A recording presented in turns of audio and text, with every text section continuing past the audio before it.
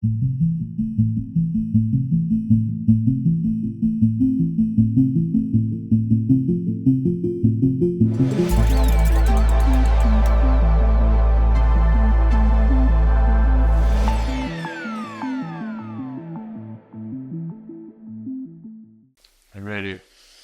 Yeah, this is our fifth take, Okay. I believe. We've had the microphone fall over, the water splash. There's a lot going on. Dogs come in. So, and I've had a change of clothing. So let's give it a go. Welcome to yet another episode of the Microdose podcast. I know everyone's been waiting for this one. No, I'm kidding. To our small audience that is growing, welcome to the new branding of the podcast. We're moving away from Sought and Found and going with the Microdose podcast to hopefully reach a larger, less esoteric, but an audience interested in holistic health and wellness. So, yeah, let's open with the first question. What the fuck is wellness? How would you define it in today's crazy terms?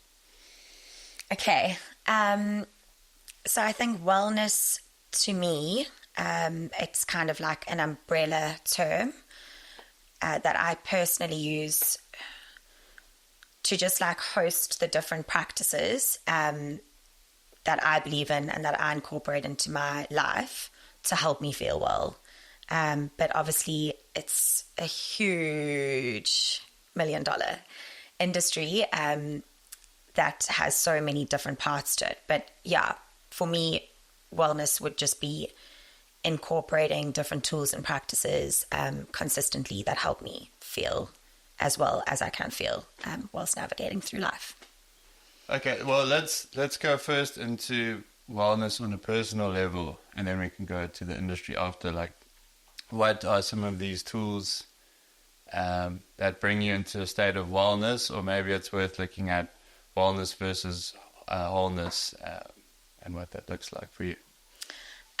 So I think, yeah, there's so many tools that I personally use from like, you know, ones that make sense in the wellness would be yoga and breathwork and meditation, and then a bit of journaling also. But for me also like going to the beach, hiking the mountain.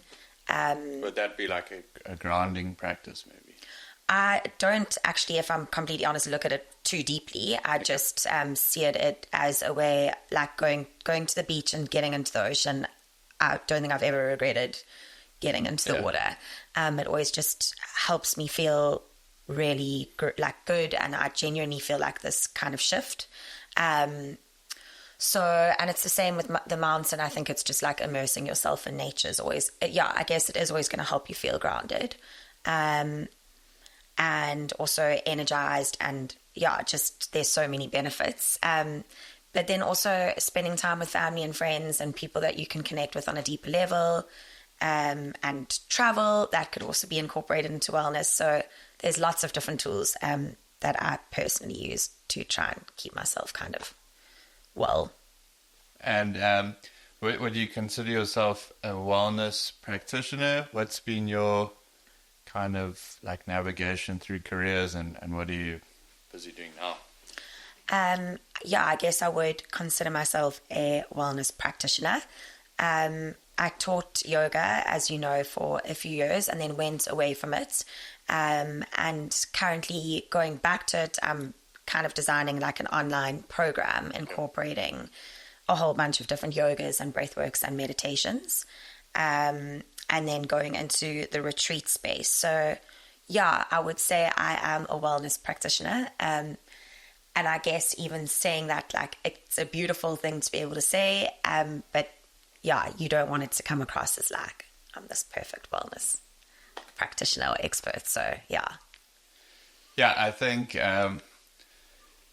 it's kind of, wellness can be tied to perfection nowadays, and there's a certain like pretentious look attached to it. I know for me, like, I'm now moving from a filmmaker and director, and I'm trying to be a holistic life coach, and I can't even bring myself to post that proudly online because I'm scared to be associated with the wellness industry, because there seems to be this kind of taboo and inauthenticity to a lot of it, where everyone's a light warrior, or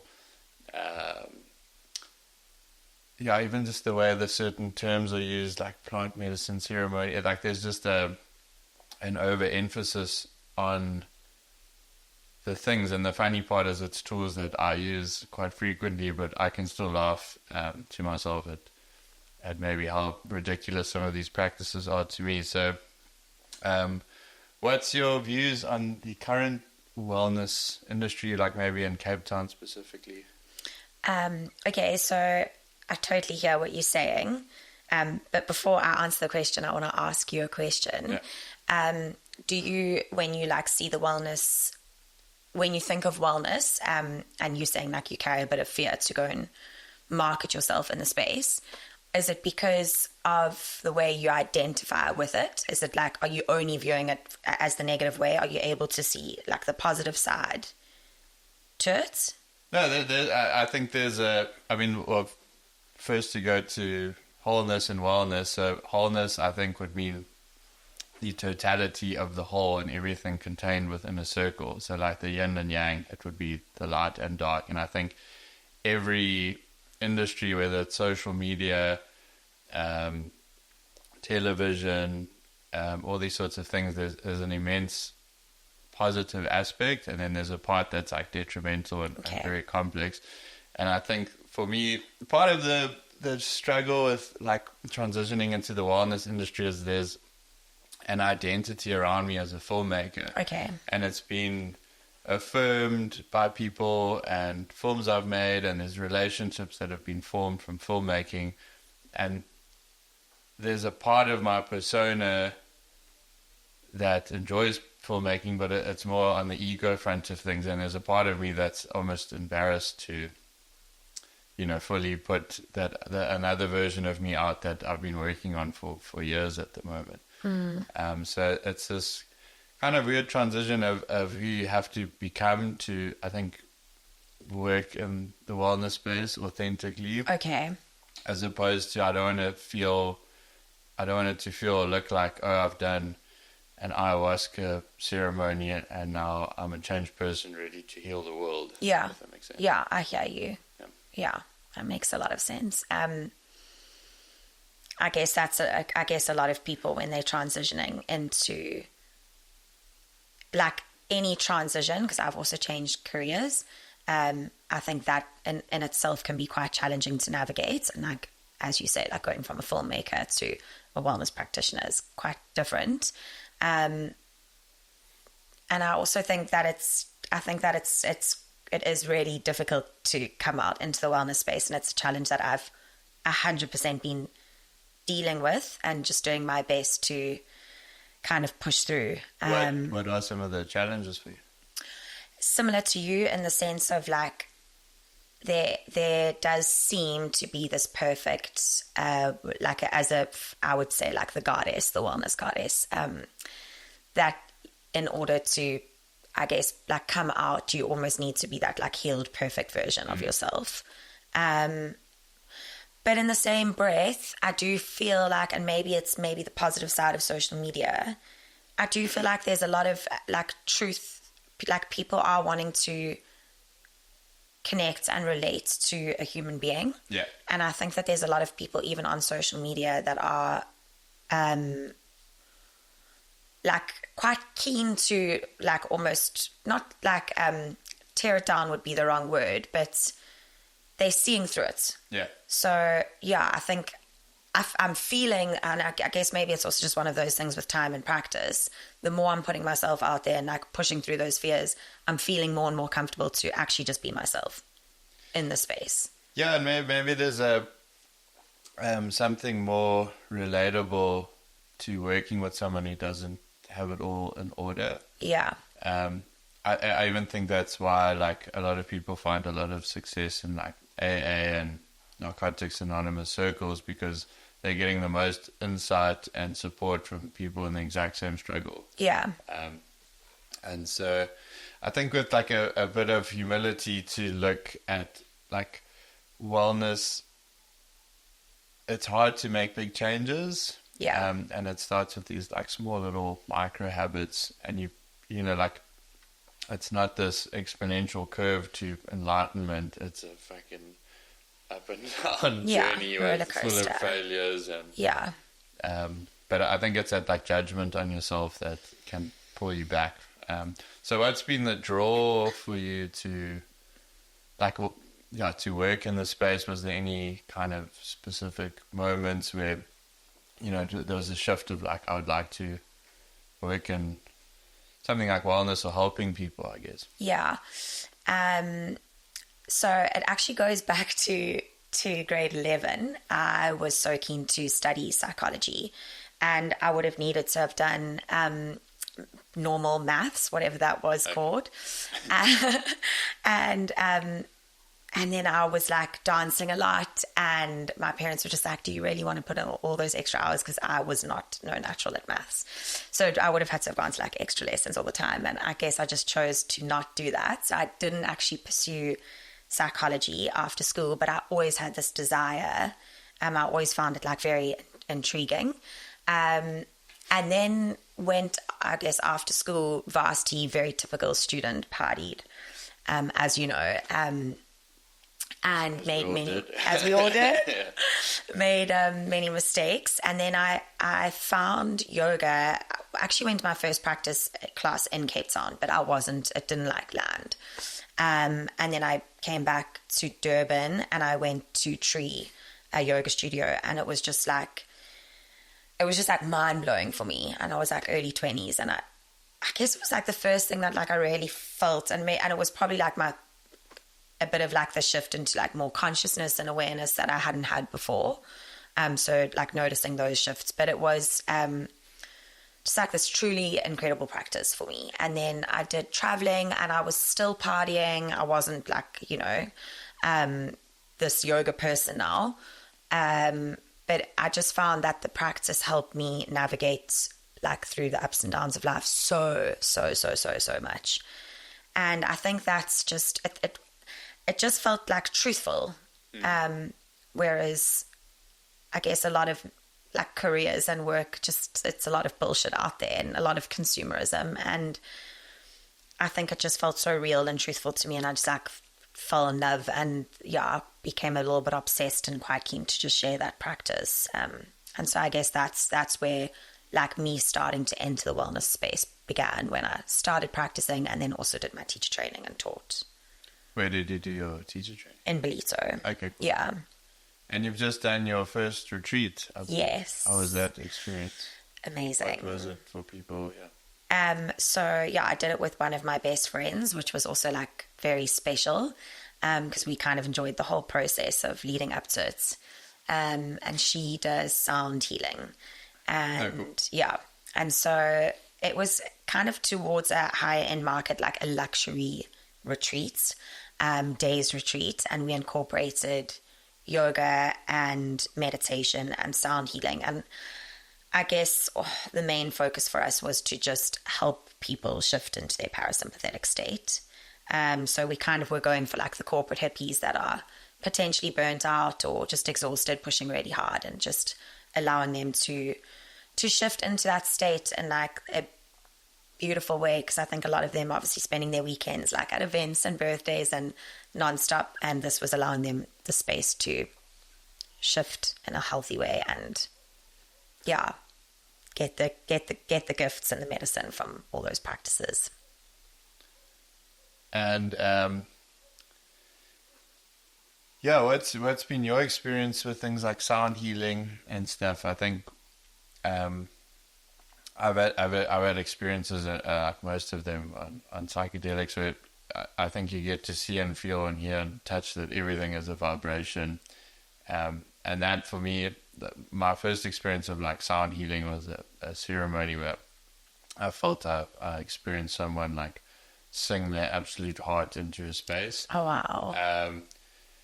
And more than that, but hard to explain. But yeah, gave me that first insight, like, oh my God, this is actually so powerful, because it can shift your own vibration. Yeah. Even if it's for a moment, you know? Yeah. Well, I'm going to be completely honest. My first experience was shocking. I did it at a studio in Cape Town. And I don't know. I don't know if the lady that was hosting it was not like good. Yeah. But I found the sounds like seriously annoying. So it didn't necessarily resonate. And then the second one I did at Pangea Festival. I don't know if you've been to. No. Okay, it's amazing. And it also wasn't the best, because I was in this like tent and I went and did the sound healing. It was like mid-morning. So obviously like dead sober. And I was enjoying it, but there was a DJ playing quite close to the tent that we were doing the sound healing, and he was playing such good music, and I was torn, because I was like, I actually want to be going there. Yeah. So that was like my first two experiences. But then my bestie, Bron, that did the retreat with me, I've done a few with her, and not to like, well, she's my best friend, so I'm putting her on a pedestal. She's truly, the ones that I've done, she did one for me alone. And then I did this one at the retreat, and I've done another one with her, and they were incredible. She's extremely passionate, so I don't know if like she just knows a lot more. But I did find like I went into a deep state of relaxation. Yeah. Yeah, I had a similar one. I think it was, just to touch on like the commercialization of wellness and stuff. Like I went to Retreat Yourself, and I think there was a few back were like really beautiful, and there's beautiful moments, but it's almost like they're trying to churn out as many ceremonies as possible, and then there's a sweat lodge, but you can hear the music in the back, or there's a cacao ceremony, but there's this happening in the background, and it's almost like set up to cram as much people and then next for the next thing. So it's beautiful to have that like more conscious festival. But at the same time it does have this like you're on some sort of like runway, like product runway for experiences there, as opposed to I don't know what I'm trying to say, like as opposed to being held. I think as its own unique experience when you're trying to cram so many in one thing.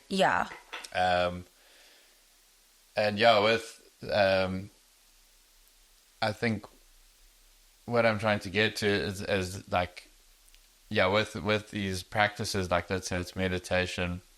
For me, I've just, I did a test and I found out I was gluten intolerant. Okay. And, sorry.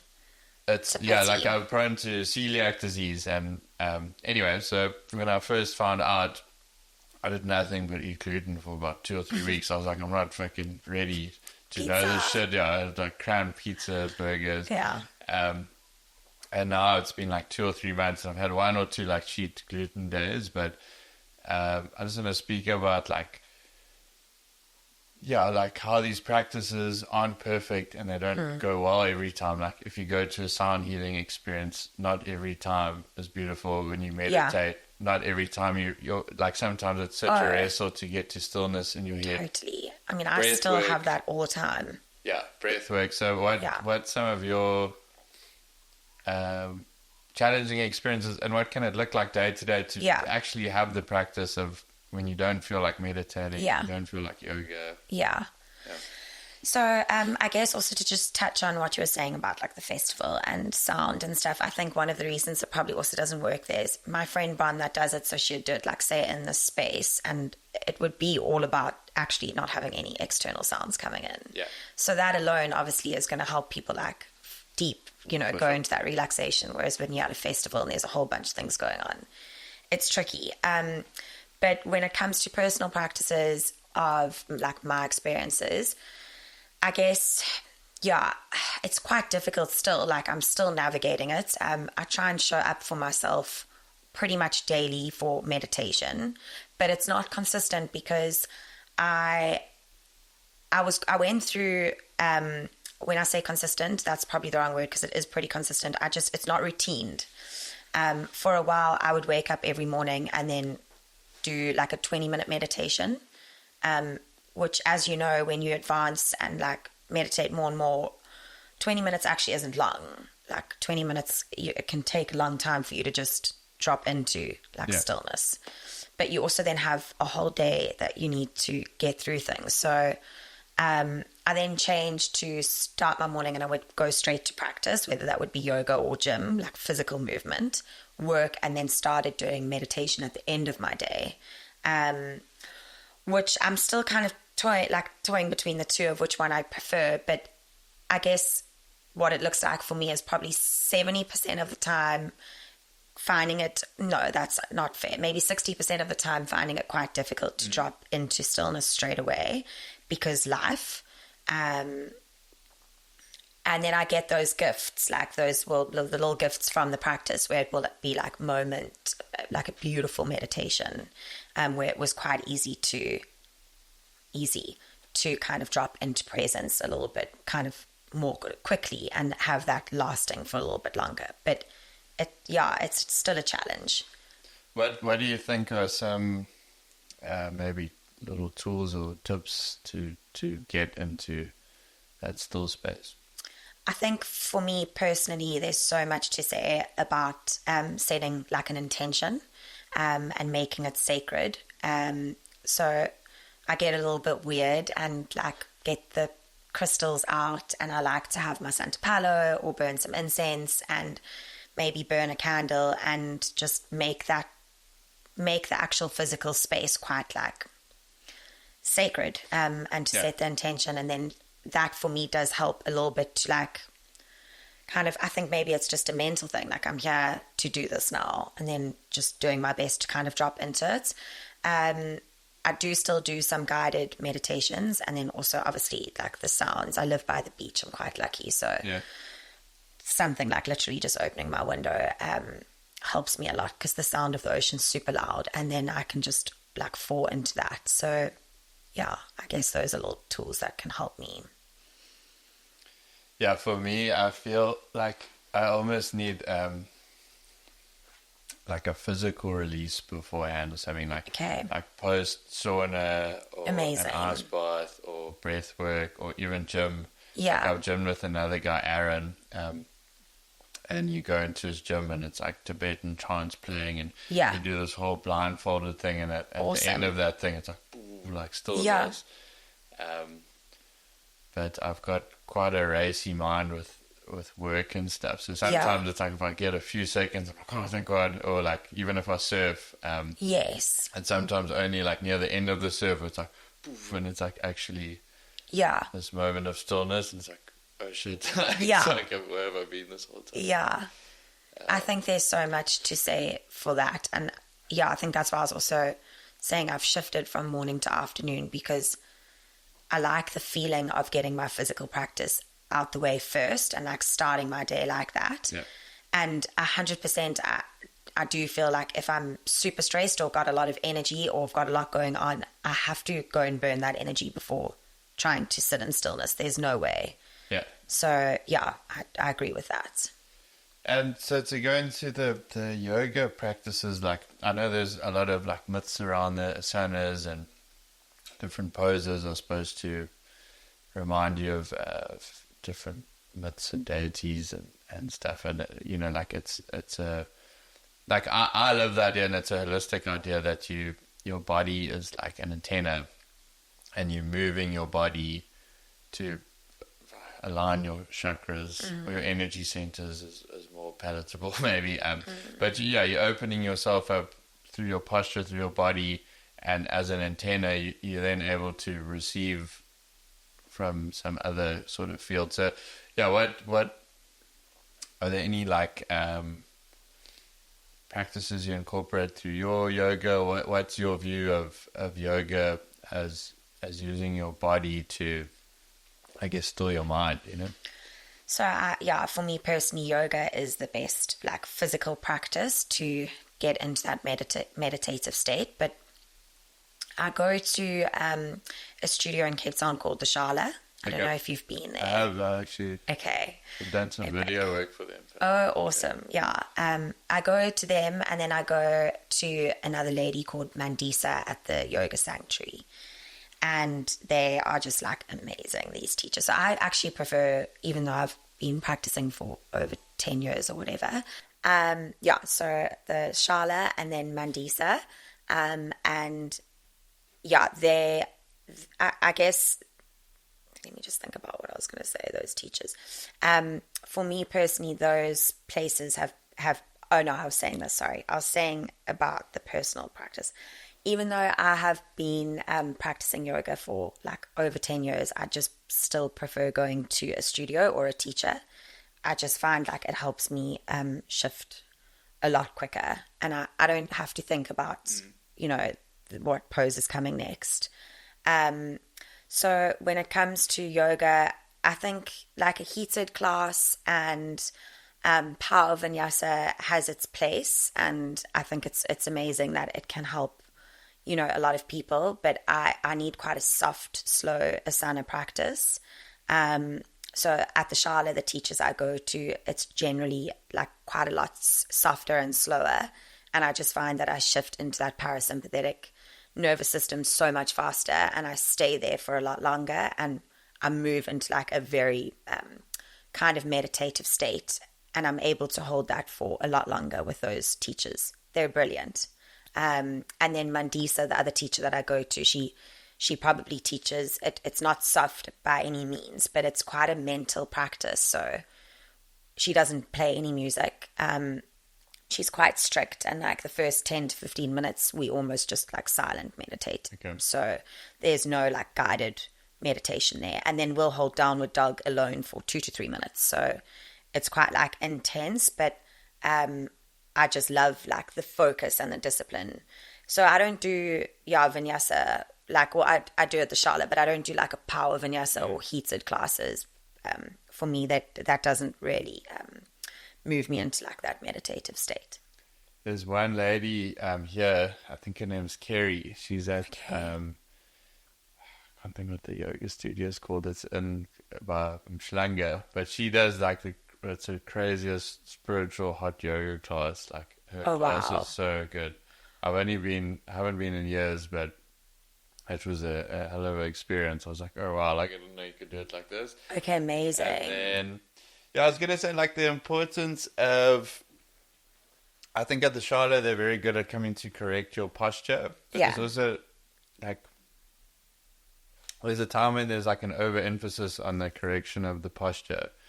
And there's like a class we go to here that I feel it's always the emphasis, and it doesn't get you quite into that flow or meditative state, or like an acknowledgement of what each pose is supposed to kind of bring up within you. Like what's corpse pose? Oh, Savasana. Surrender. Yeah. So what would the idea of doing a corpse pose at the end of a class mean? I mean, it's my favorite pose. Oh my gosh, I think it's literally it's like, it is 100% where the medicine of the asanas can, like, you get the gifts. So I recently did an up-level training at the Shala, which was for kind of teachers, just to like refresh or advance their teaching. Okay. And I actually, so bad because I should remember, but the minutes that they advise you, so they'll say like for a 60-minute practice, you should do a certain amount of Savasana. And I actually can't remember, but I would like to do a longer Savasana, because I just feel like after the 60 minutes of like pushing your body into all the different poses, and your mind goes into that beautiful meditative state, if the teacher's good. I mean, not like you're saying there's one teacher that's just focusing on like, then it's, you have to have gone through like that beautiful meditative state. Then when you kind of collapse into Savasana, a corpse pose, it does feel as though you are literally kind of letting go. And it's just like beautiful, because the whole process of then coming out of Savasana as you go onto the right hand or the left hand side of your body into that like baby position. Yeah. and then push up to an easy cross-legged, keeping the eyes closed. And the whole process of that is like, it's supposed to be a rebirth. I don't know if you knew that. So like what you arrived on your mat, and then that is like the death. The Savasana is like the death of that, the corpse of that like person and version you brought onto the mat. Okay. And then you're coming out of it, and it's like this rebirth. So it's this new energy, this new mindset and kind of feeling that you leave your mat with, which is the best part. Yeah, I mean, it's I guess it's a good way to start speaking about something else where I think on this wellness journey, there's maybe a death and rebirth of parts of yourself to... Hugely. I guess that's like part of the journey of life. I know there's like a Jungian view on the story of Jesus, and most stories viewed from Jung as like a description of the psyche, and you know, he coined the term like the self and the higher self and stuff. So in a very short paraphrased view of his view of Jesus' life story, Jesus was the archetype of the higher self, and the higher self is like the part of yourself aiming for ultimate goodness. And throughout life you will go through such immense suffering. I mean, maybe that's also a Buddhist view of stuff, and you reach a point of suffering that a part of you has to die and be reborn, and the higher self is what sustains you through multiple death and rebirths across a lifetime. Okay. And so looking at it like that, you know, like, has there been any specific death and rebirths of certain parts of yourself? Or for me, I more think it's like it's integrating this maybe more naive or younger part of yourself, or more fragmented part of yourself, into like becoming whole. So how's that journey been for you? Yeah, challenging for sure. I kind of guess last year was quite a transitional, for a lack of a better term, year for me. And it was quite difficult also because, like, as you know, healing or trying to make changes to yourself, mine was more around trying to make changes to myself in my life. It's like really confronting and tough and messy, because you can't like ignore those parts of yourself that you've maybe been ignoring, or versions or mistakes that you've made. Like, you have to actually like fully look at it to go through it. And I think initially it was kind of like, I guess, bringing it back to that feeling of like after a yoga practice, how you feel like peaceful and calm. And I kind of felt like, okay, so that's the version of myself that I have to be 24/7, you know, like this super, like the parasympathetic nervous system Megs 24/7, like just so zen and calm and like peaceful, which is a vibe, but it's just not all of me. Like, no. And I've got other parts of me that are like still super immature and like probably quite wild and fun and quirky and dumb, and like, I guess it is now I am very much trying to integrate, and I'm feeling a lot more comfortable with integrating all the different parts of me. And like, I think that also makes it very relatable. Like, I love seeing those quirks in people that I look up to in the wellness space. So I'm just like trying to do my best to be my full self, whilst making sure that the actual like habits that were unhealthy for me aren't around anymore. So I'd say those, like, I'm doing my best to keep those dead. Okay. Yeah, I guess, certain habits can bring out the worst in us, but like, it's also nice to zoom out and know that the bad choices can lead you to a pit of despair at times, and sometimes that can be the catalyst for change. Totally. People. And for some people it can be the end, and they never get out. And like, I don't think there's a right or wrong way to holism, and to, like, I mean, I think the general idea of it is to better the relationship and a synergistic relationship between your mind, your body, your spirit, career, health, relationships, friends, the world, and like you can't skip ahead. Like you have to work on yourself first, and that can be like a journey for people, and some people have absolutely no interest. I know. Yeah. To try better something about themselves. Yeah, and I think just to touch on that, like when you go through a transition or make changes, and then maybe you engage with people, it's important to judge them harshly on how far they haven't come. No, I'm kidding. That's hilarious. Gary. I'm kidding. No, I was going to say, like, I feel like the way I engage with them, like it feels different. Yeah. And that's been quite tricky also because like I've moved to Cape Town, so then I come back home and you're seeing like old family or friends or whatever that like you used to see, and it just feels different for you sometimes with certain people. And yeah, I find that part, like, that was a little bit challenging initially. Yeah. But it's becoming easier. It's like, it's just growth, I guess. I can't remember who said it, but they're like, if you think you're so enlightened, go spend a weekend at home with your parents, because they're the ones who push the buttons, because they generally put the buttons there, you know. Yeah. I hadn't actually heard that before, but it makes perfect sense.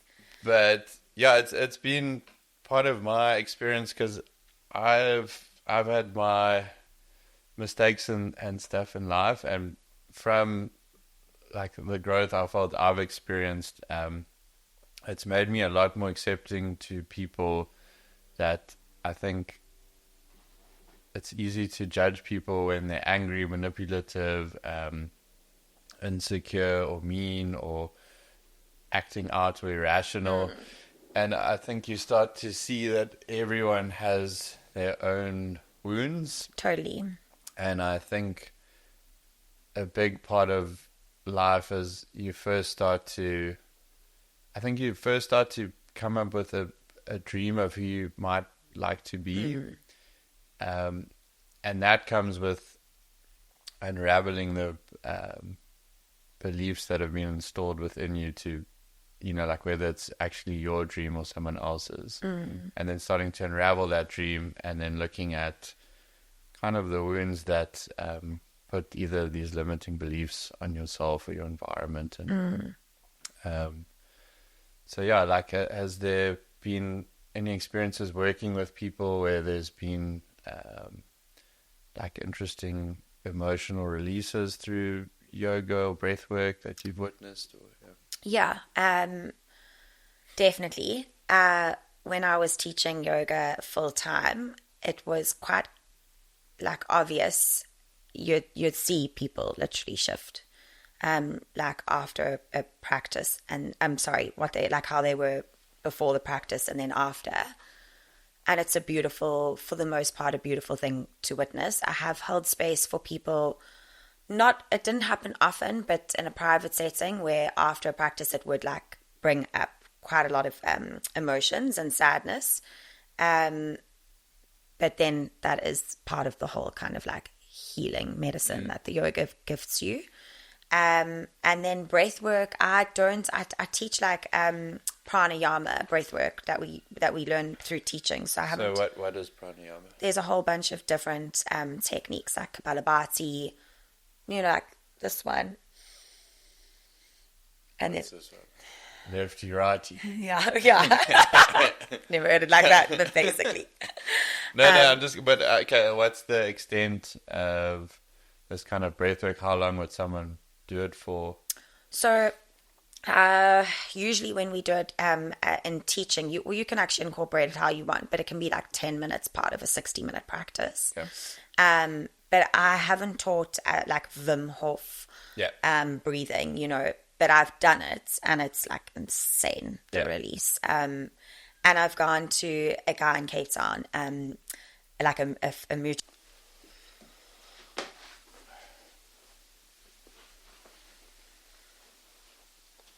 I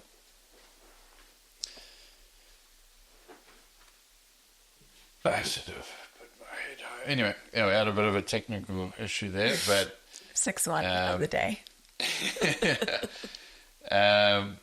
We'll get better once there's an assistant or something. Yes. So he had this profound release of an almost unforgivable act, but I don't want to go into his whole story, but when you hear his whole story, it's a part of you can realize why that was his action, and it's also the world he had grown up in, but it was wild to witness what Breathwork had been as a release for him. Wow. And it's almost like the bridge to something else, and it's quite wild what breathing can do to your body and your internal experience, and like to have this traumatic or a release of a very deep wound. That's crazy. That's so interesting. And I think a lot of these practices are like such a nice way to put it, the bridge to potential change. That's why I'm a big punter of the psychedelics, because I feel that's like, they often say it's like a therapy overnight. I don't think it's a tool to be used for everyone, but done intentionally, I think if you've been working through therapy and you get to a stagnant place, I think it can give you that power to work through something almost on your own, because you're working with it in silence by yourself, and then to have someone to integrate it and unpack it with further post psychedelic or plant medicine experience is, I think, a really powerful tool to work through wounds. Is this like hero journeys?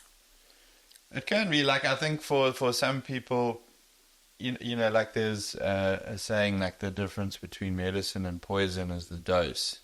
Okay. And so not everyone needs a hero's dose. Okay. Because it can be quite earth, body, mind, ego shattering. It's like a fiery dissolving substance. So not everyone needs that. And some people, like a gram of mushrooms might do wonders, or 2, or microdosing for 30 days. Or like even if it's a controlled ayahuasca experience, or even now I just did a podcast with, it will come out, well, it would have come out before this, but then a guy who runs the ketamine clinics. Okay. And just the amazing results they're finding with people with clinical depression, anxieties, high suicide tendencies, and the dramatic shift after one infused ketamine therapy. Sure. That's crazy. So it's working on these parts of your brain that I guess some people are in the state, and they're it's not what's the opposite to the parasympathetic nervous sympathetic system? Sympathetic. Yeah. It's in such a fight or flight response. And there's so many layers of, I guess, wounds around them that it's hard to pull into a yoga or meditative practice. Sometimes these substances can be catalysts for healing, and sometimes if people aren't ready, it can be almost a major setback. I've also seen people try to jump in the deep end, or like go straight to an ayahuasca ceremony, and they've done nothing else. And it's like a hell of a substance to jump into on your first go. Okay, I haven't done ayahuasca, so I wouldn't know. But I've watched that. There was that one Netflix, I can't remember what it was, but it was talking about ketamine and MDMA actually. I think as substances that can literally heal people that have also, like the guys that have gone to war and they come back with PTSD. Like insane what the studies show. So I'm open to obviously all those kind of things that can help people, especially as you say, that have gone through like severe trauma. Because maybe going to a 60-minute kind of like soft vinyasa or a little bit of meditation, it's just they need maybe more initially. Well, I think what opens you up in with those kind of substances, or like what made me think of that was the Breathwork showed that the traumas like can be locked in the body, and you can move it out through breath or movement, and sometimes it's not enough to just unpack it analytically, And that's kind of the psychological model, is to analyze and talk about the problem, and there's that need for the analytical, rational side to understand and comprehend it. Yeah, get clarity. There's an energetic side to you. There's a part of it that's stored in your body. There's a spiritual side. There's a soul side that's been affected. Like in shamanism, they call it soul loss. And that's like when something's been so traumatic, a part of your soul's fragmented from you. Okay. And in psychology, they would call it like inner child work. We invite that inner part of your child back. Okay. And the terminology is just different, but the idea is the same. Similar, yeah. Okay. It's interesting. Yeah. A little sidetrack there. Love it. So what does the world of wellness look like for Megan Rebirth? What's your sort of future plans in the space? So myself and Bron are looking at going into the retreat spaces more and more. We're wanting to host more of those kind of like day retreats. Cape Town and the surrounding areas are just so beautiful and really cater for that. And I'm going to Bali in 3 weeks' time, and she's going to come also for a bit. We're actually going to go and check out a spot and meet someone that side to potentially host one next year or soon. Beautiful. Which will be awesome. So that's on the vision board. She's probably like, Megan, why are you saying this in a podcast until we know it's going to happen? Got to put it out there. So that's definitely something to grow. And then I'm currently designing like a online wellness program that I'm going to be launching, which will incorporate breathworks and meditations and yogas. And then I did actually do a life coaching qualification recently, but just really struggling South African School of Applied Psychology. Oh, cool. And my certificate or qualification is ICF, International Federation of Coaching. But I've been struggling, to go full circle back to the start of this podcast. You were like, I'm struggling to come out into the wellness space or life coaching. That is like the worst thing you could say that you are in this day and age. I feel like there's just bad energy there. Yeah, I agree. So, I'm not pushing it or punting it. I don't even tell people. I don't do that. But funnily enough, the information that I learned from it was 6 months. It was so relevant. I love the place that I studied at. It's this college in Cape Town. I thoroughly enjoyed what I learned. And I guess just to come down to what was the most important thing is just learning how to listen to people without constantly thinking about how you can relate to that story and what are you going to respond. It's just deep curiosity and holding space for people. Active listening, which is amazing, and learning that tool so deeply is incredible. So I will incorporate that into the wellness program. I just won't call it coaching. I'm going to have to try and think of a better name. I've been on the same problem because I've studied holistic lifestyle coaching, and I'm almost a certified level 2 Czech practitioner, which is done through the Czech Institute with Paul Czech, who is absolute all-round guru of everything holistic health. Back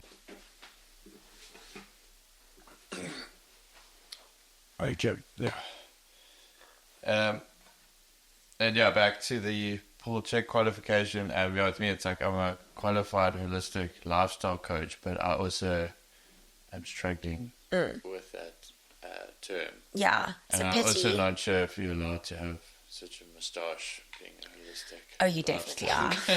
Gives you credibility. New for me. This might be the only podcast with this moustache. It's very cool. We're not in November yet, but it's very cool. It's a lot to be on my face. But the transition for me, I love the word. I'm very interested in psychedelic integration and looking at it from a therapeutic or coaching aspect, where you're kind of given more tools to help integrate the experiences. And then I think that is kind of the difference between like coaching and a therapist, where like the therapist, like there's the absolute importance of being able to hold space for people. But I also think that that idea of like giving them practical tools of like being able to assess where they are mentally, are they getting enough rest, what are they eating, is it correct to their metabolic diet type, how can you use your body to calm certain energy centers or liven ones up, and other practical tools to start to embody different values or let go of other wounds and stuff. So that's the transition I'm busy in. So I mean, has there been like, what's kind of been the biggest lesson in your journey so far? And so just to quickly finish what I was saying, I'm going to be promoting that. Actually, I don't need to say that, Gary. Sorry. So we can cancel that. Because I felt like I just didn't finish what I was saying that I was going to do. But it's not necessary. No, you can. I mean, no, it's not necessary. So ask the question again. We'll cancel that. Sorry. No, but okay. Lesson. I just didn't close it because I feel like the last thing I said was like, I'm battling with a life coach, and then we didn't close that. Okay. But what does it look like for you to be a life coach? No, we don't need to go there. So no, it's fine. But you were saying you wanted to incorporate it. I wanted to. What I would have wanted to have just said is that I'm wanting to basically help people like learn more about the practices of yoga and meditation and breathwork, to help them like incorporate those into their day-to-day and like use that like with coaching. But I don't think it's necessary, so leave it. Sure. Yeah. It's natural. It's been like nice and flowy. Okay, sorry. You can ask me the question about lesson again. Yeah, so what has been the biggest lesson for you on your journey into this wellness industry? And is there stuff you wanting to incorporate from your life coaching course and stuff into your yoga practices, into these videos, breathwork? I'd say the biggest lesson, which I'm sure I'm still very much learning, is I think all of it does come down to like self-love. And it sounds so maybe like silly or overused, but if you think about it, it's actually can be quite challenging to fully embody that, because like even we're saying, we're battling to maybe come out into the wellness space or use the term holistic coaching or life coaching or but yeah, I think if we could just like, I'm still just trying, I think a lot of these practices, and I'm trying to embody it more and more, is that like full self-love and full acceptance, and then it would be a lot easier to not judge myself or judge ourselves with all these kind of allowing those external judgments to come onto ourselves. So that's probably the biggest learning from my journey, is just constantly trying to come into that like state of love. That is a powerful lesson. I think just to add something to that, I think God is something like unconditional love, and I think it's like a Voltaire saying or quote, but it's like God is a circle whose circumference is nowhere and center point is everywhere. And if you look at that symbol of the Tao in Buddhism, and you get the yin and yang, the Tao is the all or unconditional love, and the yin and yang is that duality and those complementary forces that drive creation and everything in this world. And we're here to experience that duality, but at the same time, it's that judgment without this outlook of unconditional love that kind of forces well, train of thought. But yeah, it's that duality of judging a part of yourself as good or bad, or like like judging yourself if you don't make your meditation or your breath work, and just that it's hard, being a little kinder to yourself And ultimately, then you become kinder to everyone and all things. Yeah, totally. And I think that's beautiful, and I think that's what it's all about. And also like loving the parts of yourself also that maybe aren't so easy to love. Like, so yeah, that's probably my lesson that I'm continuously trying to practice and learn. Thanks for coming on the podcast, Megs. Thanks, I think that's Gary. Thanks. Thank you. Cool. Nice. Oh, that was awesome.